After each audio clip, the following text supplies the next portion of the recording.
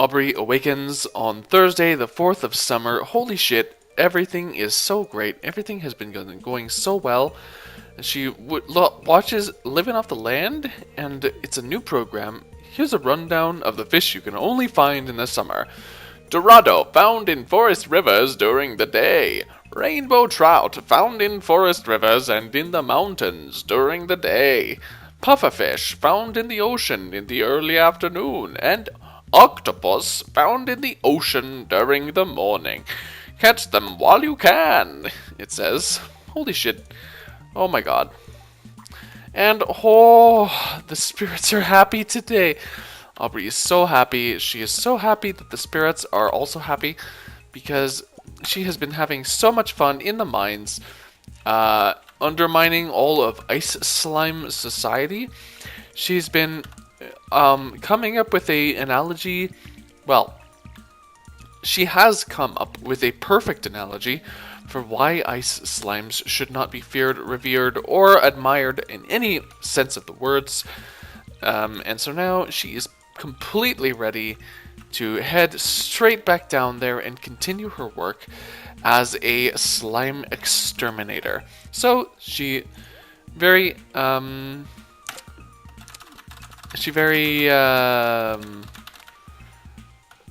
systematically puts away everything that she does not expressly need, and then on the way to the mines, she feels just a little bit of a lapse in her sense of urgency, because she's been to the mines multiple times in the past few days, so she's not exactly super dead set on going to the mines. She considers it a privilege, but not something that she needs to spend a lot of mental energy on.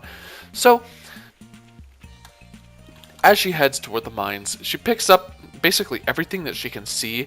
She picks up a grape, 2 sweet peas, and also a golden sweet pea.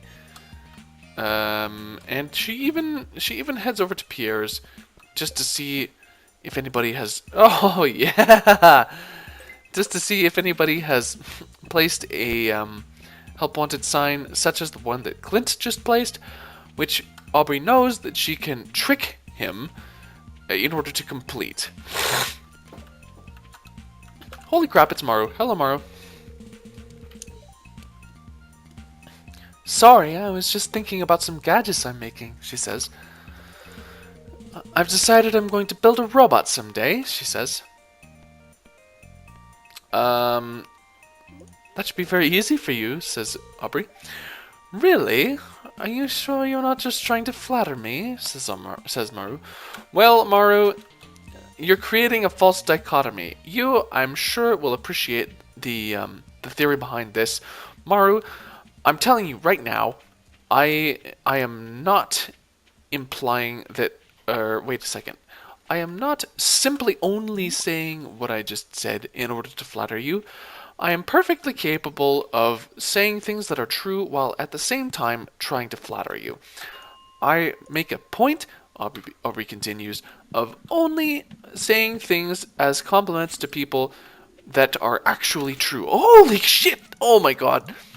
Of all the things that Aubrey has seen in the mines that have scared the absolute living fuck out of her, this thing right here, this ghost-like item, this ghost-like monstrosity that is currently phasing through walls and slimes alike in order to approach her, is the worst, because Aubrey is just faced with, how many slimes is this? Like 6 or 7, plus this weird ghost-like creature. Aubrey, frankly, is having a hard time emotionally dealing with this, because only very recently has she found the justification for hating these ice slimes. Aubrey is a you wouldn't believe it, really, having looked into Aubrey's mind halfway through her adventures, but Aubrey is a very compassionate woman. She likes to think the best of people in almost every situation, but in order to adventure, in order to advance, in order to defend herself, what the fuck just happened?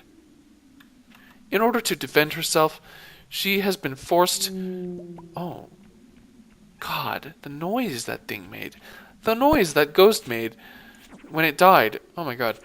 So, Aubrey has been forced to defend herself. She's been forced to find justifications for her urge to kill things. She has been forced to conclude that golems are like trying to be evil and that they deserve to die. She actually still believes that one, and she still intends fully to go back and kill every single fucking golem in existence. She just hates bats in general, and that one is actually genuine. She really does want to kill every bat in existence. The ice slimes, however, she had to go through a bit of personal struggle in order to convince herself that they were that they were deserving of being killed. She sort of had to convince herself. Whoa! Aubrey looks while Aubrey swings her sword in an attempt to kill a light teal colored slime. She sees that for a moment it sort of has a little holographic image of a heart right above its head. And she is very concerned about this because she's not sure what it means. She's not sure if it means that that slime has stolen a heart from her, or if, like, that is its own heart and it's, like, showing off its heart, like, hey, Lameo, hey, bitch, look at this heart that I have. Look at how awesome I am. Like, in an attempt to taunt Aubrey. Or she's not sure if it's for some other reason or anything else of that nature. Okay. Aubrey Aubrey realizes she stops dead in her tracks and she realizes, hang on a second. I have been distracted multiple times. Let's try to retrace our thoughts for a second. All right, shall we? So, Aubrey finds a path that leads off into the distance. Does this actually go somewhere? She wonders. Nope. No? No. Excellent. She attempts to retrace her mental thoughts. She was well, it would certainly help if this ghost weren't attacking her, because this ghost is putting her on edge. It's putting her off. It's making her upset. She walks faster than the ghost, she realizes, so she's just gonna try to outrun it, because she remembers the last time she attacked one of these ghosts. It presented a huge problem, and yet did not do a lot of damage. It's just basically a nuisance, she thinks. But she manages to get on the other side of these monsters and swing her sword repeatedly in their direction, such that if they were to continue their attack, she would eventually kill them. Oh, okay, perfect. She finds a frozen tear on the ground and 6 coals on the ground, and she hopes that she can kill this ghost pretty quickly, as she has just now angered a whole lot of bats and does not want to incur their wrath for all of eternity. So she's keeping a very close eye on her health bar and attempting to fend off all of these bats, while at the same time trying her hardest to kill the ghost and take its loot as well. And she just goes straight down to the next level, having nearly died. She's only got 6 health left. She realizes as the coal sprite heads directly towards her in an attempt to catch her off guard. Holy crap. At this point, Aubrey realizes that her previous train of thought, the one that she was trying to remember so desperately, is so far gone that she has no chance of remembering it whatsoever. And she realizes that she does this a lot, but in this case, she feels that she's a bit justified because so much crazy shit has just happened to her in the past, like, 10 seconds that she doesn't need to explain herself, basically. She doesn't need to provide any kind of justification for forgetting her priorities. Fantastic. So, having acquired this newfound confidence in her forgetfulness, she runs straight towards what looks like a new type of slime. She's going to call this kind of slime a shadow slime because it appears to be black with red eyes. Oh! Holy crap. This is the first time that Aubrey has actually reached 0 health points in the mines, and she's very worried, actually. All jokes aside, she's very concerned. Aubrey, a voice calls. Aubrey, wake up. Oh shit. The voice was distorted. I found you in the unconscious in the mines. You're lucky I happened to pass you by, says Linus. Be a little more careful next time, okay? Says Linus. Holy crap, Linus? What the fuck? Ah! I must have hit my head pretty hard. I've forgotten everything about the last 8 levels of the mine. I also seem to have lost 500 GP and 2 items from my backpack. Oh no. Oh no. What have I lost? She wonders. She looks through her pack, and actually, she has no idea what she has lost, and she feels super embarrassed.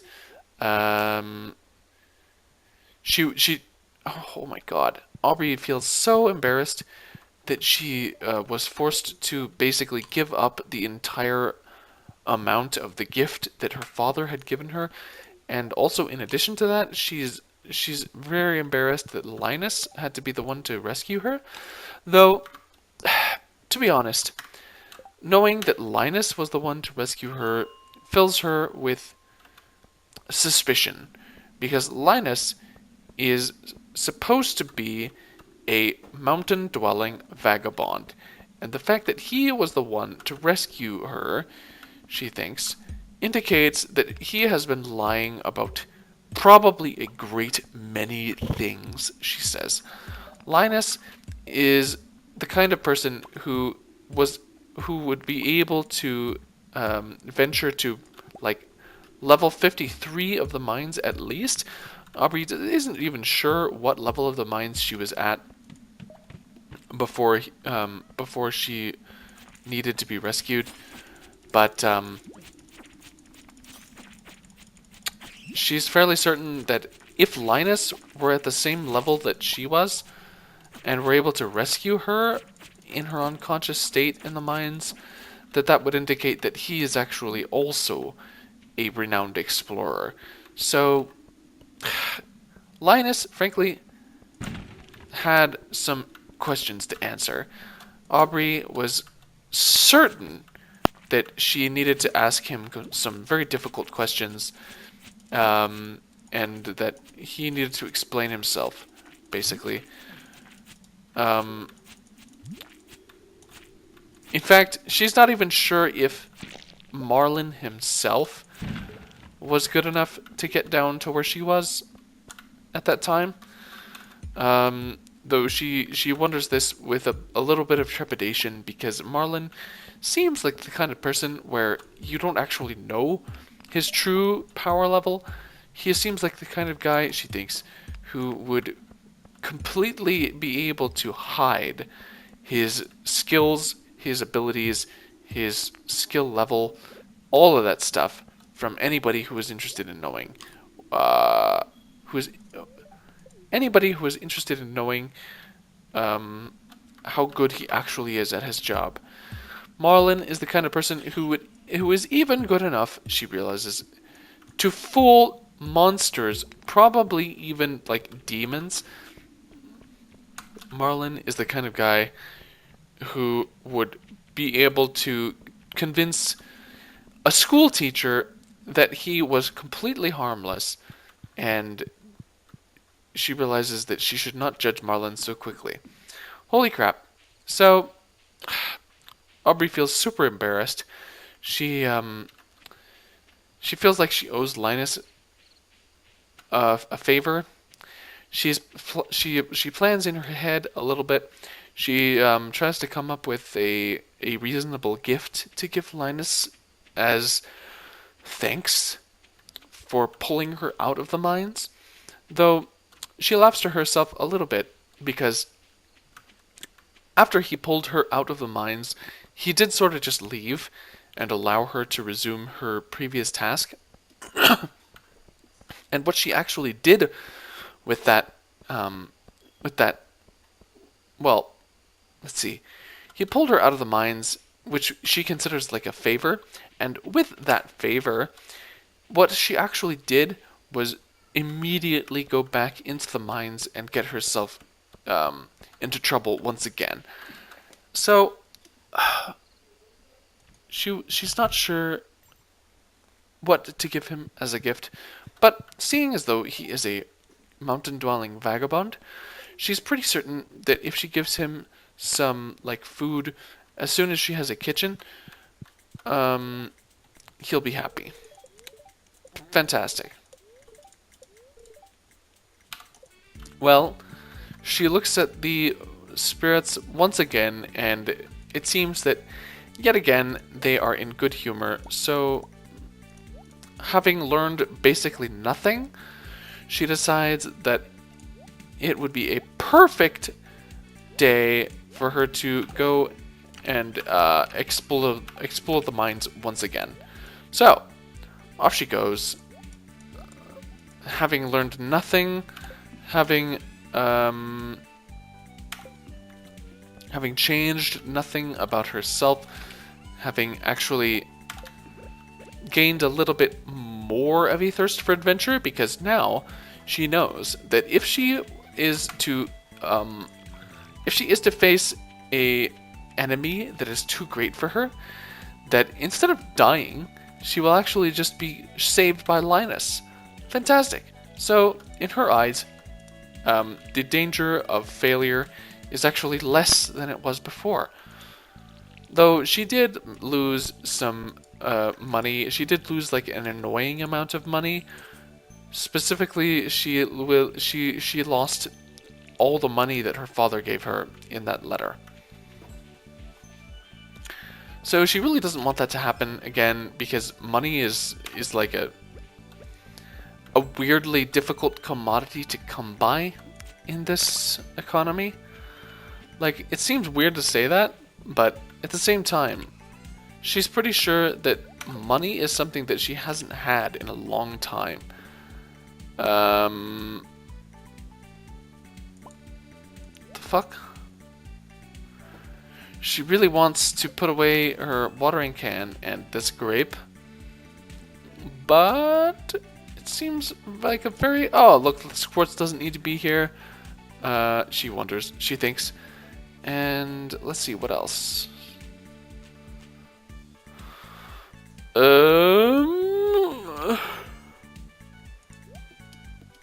Green algae is in both things. Alright, that's enough. She concludes. She puts away all the things that she does not need. And actually, she only has 2 more salmon berries, which is a strange problem to have, because she could swear that she remembers a day when she actually had like 20 salmon berries. Somehow, in the past few days, she has eaten like 18 entire salmon berries. And she looks through her chests and realizes that she doesn't actually have a lot more food items. Okay.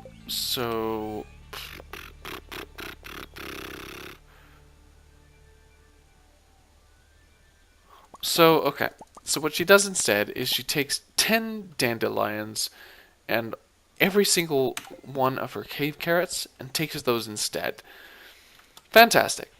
So, having lost none of her appetite for adventure, she ventures off back in the direction of the mines. She hopes that she will not have to call upon Linus again this time to save her. And in fact, somewhat morbidly, she thinks back upon the events of the previous day and sort of hopes that if she is ever placed in a position again where Linus would have to help her in order for her to survive, that she would rather be left for dead. She's not confident in that thought. She sort of just thinks it in her own mind just for a moment, and then as she's walking up to the mine, she sees Linus sitting there on the cliff, and she realizes, you know what? That was a really stupid thing for me to think. I don't want to die. I definitely want to marry Leah one day. And then she goes up straight up to Linus, picks up a spiced berry off of the ground, and hands it directly to Linus. "This is a great gift. Thank you," he says. "Oh, you're welcome, Linus." "Please don't destroy my tent," he says. "It's happened before," he continues. "Well, I'm sorry that people have done that to you, Linus.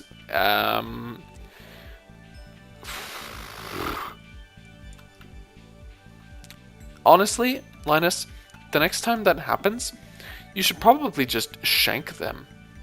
Like, if you find out who it was, just fucking stab them in the heart. It doesn't matter. No one will blame you for it. Only a horrible person would destroy a mountain-dwelling vagabond's tent," says Aubrey.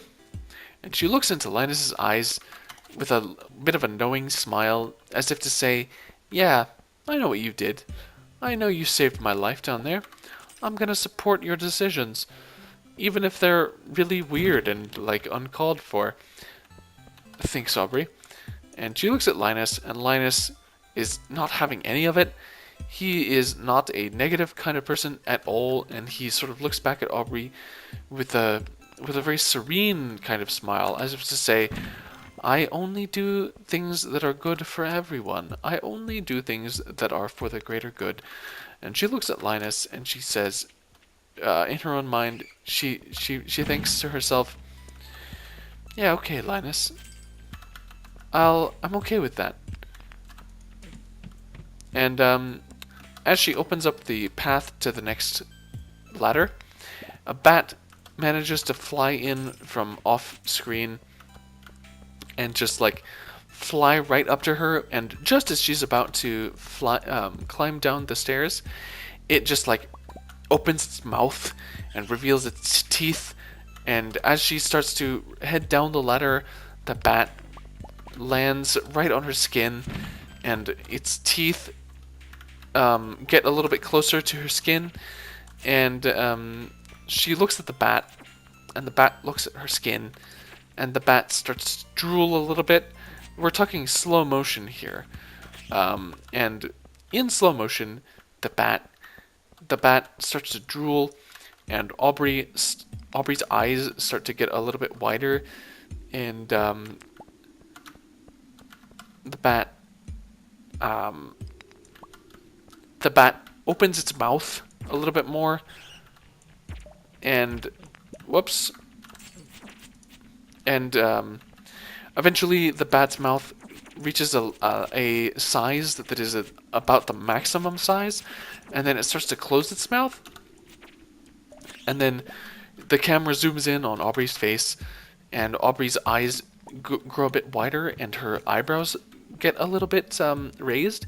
She's sort of raising her eyebrows now. She's sort of starting to understand what the bat is going to do, and the bat sinks its teeth directly into Aubrey's skin, and Aubrey's eyes grow as wide as they possibly can, and she understands in that moment that the bat is a fucking asshole, and that all it wants is to sink its fucking teeth into her skin and cause her pain and agony. Luckily, the bats in this universe don't carry any diseases. In fact, no one in this universe carries any diseases. So Aubrey does not receive rabies or anything like that. She does not start foaming at the mouth. She does not feel as though water is the fucking embodiment of the devil or anything like that. But she does feel that bats are the absolute fucking worst, and that any negative emotions she felt towards bats in the past are completely justified. in her mind. So as she runs around this completely empty area, smashing rocks and picking up stones and smashing crystals and avoiding bats, she just all she has to do, all she has to think about is the thought of that bat as it opened its mouth in slow motion and sank its teeth directly into her skin. Um, and all she can think about is the pain that it inflicted upon her with no remorse whatsoever.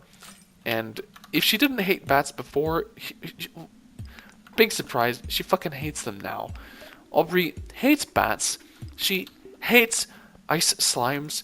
She hates regular slimes. She hates golems. She pretty much hates literally any kind of creature that lives in these mines. Because, as far as she can tell, there are no friendly creatures down here at all. No friendly creatures whatsoever. Everything that she has encountered down here has been an asshole that has tried to kill her, and she really hates the fact that that has to be true. Because, once again, as is often mentioned, Aubrey is the kind of person who wants to see the good in everybody, and who wants to be compassionate, and who wants to show affection to everybody. But when she is faced with things like bats and like ice slimes and things of that nature, she's unable, completely unable to come up with any excuses for them. And she just has to conclude that they're unsavable. If there were something that could be done for most creatures to sort of redeem them in the eyes of God, she's fairly confident that none of the creatures in this mine could ever be redeemed in any sense, and she just hates them all. Aubrey, realizing that she is having these negative thoughts, goes down one more ladder and realizes that there are 5 entire iron geodes down here. And as she's mining these iron geodes, she just thinks, she daydreams about all the sprinklers that she's going to make. She daydreams about all of the plants that she isn't going to have to water in the future.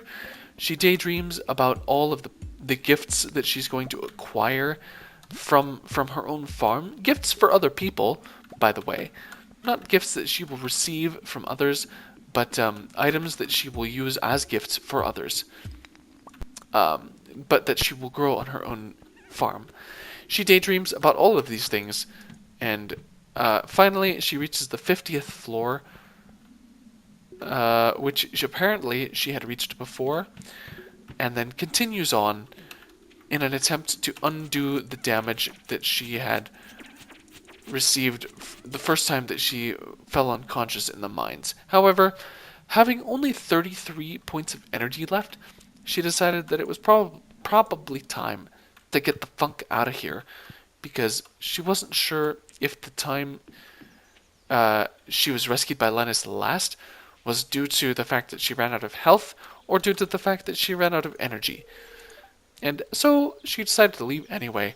And as she was on her way home, she ran into Maru, who she promptly walked straight up to, knowing, hey, Maru's birthday is on the 10th, isn't it? I have a cauliflower just right for her birthday, she thinks. And so she walks straight up to Maru, and then Maru says, I worked at the clinic yesterday. We didn't have a single patient, she says. You know what, Maru? Aubrey thinks. I am going to get myself injured just so that I can come in to the clinic and let you treat me as a patient. How does that sound, Maru? And Maru says, I guess people get sick less during the summer, she says. Yeah, that doesn't change my plan, Maru. I am going to just eat like a handful of dirt, and I'm going to get myself sick. I'm gonna like submerge my head in the ocean, and I'm just gonna like drink a whole mouthful of ocean water because I'm so bored. I desperately want to make you happy, Maru, because I never see you. I never see you doing anything other than working or just wandering around right outside your house. Um, so Maru, what I'm gonna do, if I can manage it at all, is that I'm gonna do something really, really, really stupid and get myself sick so that I'm forced to go into the clinic, and that will give you an opportunity to do your job and treat me and heal me of whatever sickness that I have acquired by being an idiot. So having made this plan, Aubrey heads straight back and puts away all of her items, including the cave carrots and the quartz and like all of the shit that she found on the ground outside. Perfect.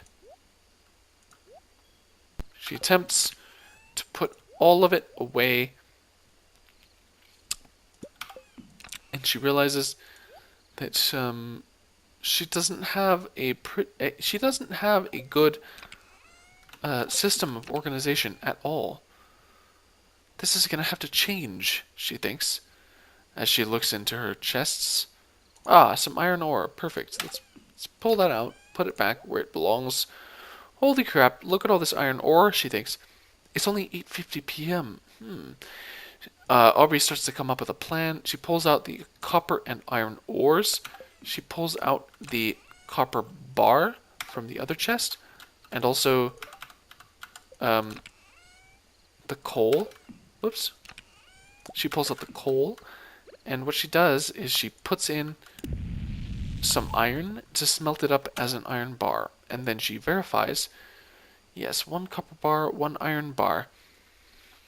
Her goal, it seems, is to build a series of sprinklers and then set up an automatic system so that she never again, ever, has to water her plants, because despite how much she loves nature and despite how much her grandfather believed in her, she just is too much of a modern 21st century woman and refuses to spend more energy than is necessary manually watering plants. So she deliberately goes out of her way to set up an automatic sprinkling system that will water her plants for her. Because honestly, manually watering your plants is a perfect way, she thinks, to make you hate plants and to make you hate farming and to make you hate your decision to buy land. Excellent, she thinks, and she stares into the furnace as it cooks up her iron ingot for her, her iron bar for her, and she stares into the molten metal as it pops and bubbles. She can sort of see like the slag forming on top of the iron bar, and she can see it peeling away as she reaches in with her iron tongs and plucks out the iron bar. Perfect. It was perfect. It was made perfectly well. And then she looks down and she just, in her hands, she like takes the copper bar and the iron bar and like weaves them around her in her bare hands without any tools whatsoever. She uses her knees and bends the iron bars around her knees and around her fingers. She appears to have like bones made of diamonds in order to be able to do this, because these metals are hard basically, and she just deftly bends the metal and forms it in every sense of the word, and she plants down a sprinkler. Holy crap! Right there in her farm, it's right there, it's done, it's been made. Aubrey has succeeded, finally, in making the very first of hopefully many automated sprinklers. Holy shit. She feels so happy about herself that she just has to go to bed and hope that Joan of Arc is inside, because she's very excited about petting Joan of Arc. And lo and behold, she comes inside and finds Joan of Arc sleeping right next to the fire. And so she pets Joan of Arc. Joan of Arc meows lovingly like cats normally do. And she goes into her bed and just passes right the fuck out on the bed. And in the night, she dreams about a new type of metal. She actually she's not really sure what she dreams. She dreams about a thing called transmute iron, which results in something that looks like iron but isn't iron. And she feels like she has to try it in order to understand what it is. But she feels like she was only able to learn this information by spending so much time in the mines. Perfect. Fantastic.